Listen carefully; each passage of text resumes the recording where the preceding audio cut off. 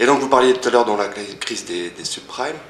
Est-ce qu'elle impactera les établissements financiers français? Parce qu'on a vu jusqu'alors qu'ils avaient communiqué sur... c'est un peu comme le nuage de Tchernobyl, il est passé partout sauf par ici. Alors, il faut voir une chose, hein, pour avoir travaillé 15 ans dans des maisons américaines, tout ce qu'on nous raconte sur le subprime est un vaste mensonge. C'est-à-dire que les Américains ont un principe qui est très simple. C'est qu'à partir du moment où ils ont une cause qui est bien établie, donc le nom c'est subprime, d'accord? Et qu'à partir du moment où il y en a un qui commence à dire bah, je fais 10 milliards d'euros de provision ou de dollars de provision, tout le monde se précipite et donc tout le monde fourgue dans la poubelle subprime tout ce qu'ils peuvent y mettre, c'est-à-dire toutes les erreurs qu'ils ont pu faire dans tous les autres secteurs, d'accord? Et donc ils mettent sur le subprime, parce que finalement qu'on annonce aujourd'hui, en ce moment, une provision de 6, de 8, de 14 milliards de dollars, tout le monde s'en fout. Il n'y a plus aucune différence. Donc les gens profitent. Et donc les Américains sont en train de faire un truc qui est très classique chez eux.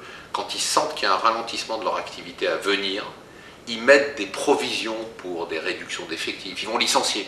Mais ils ne vont pas licencier à cause du subprime. Ils vont licencier parce que l'économie américaine est en train de se ralentir. Mais ils en profitent.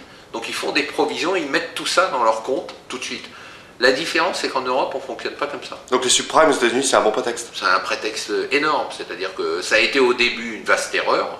Donc si vous voulez, en gros, pour un gros établissement, les subprimes, ça coûte réellement 5 milliards d'euros, ou 5 milliards de dollars. Mais comme on en profite, parce que tout le monde en profite pour y mettre, c'est les soldes de fin d'année.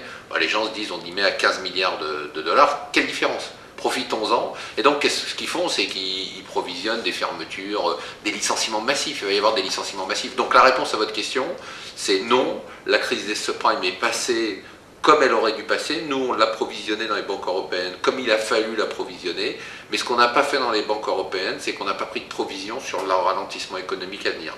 Les Américains ont fait une étape supplémentaire, c'est-à-dire qu'ils en ont profité tout de suite pour se recapitaliser, pour prévoir la phase d'après. Ils ont un coup d'avance, mais il n'y a pas de crise.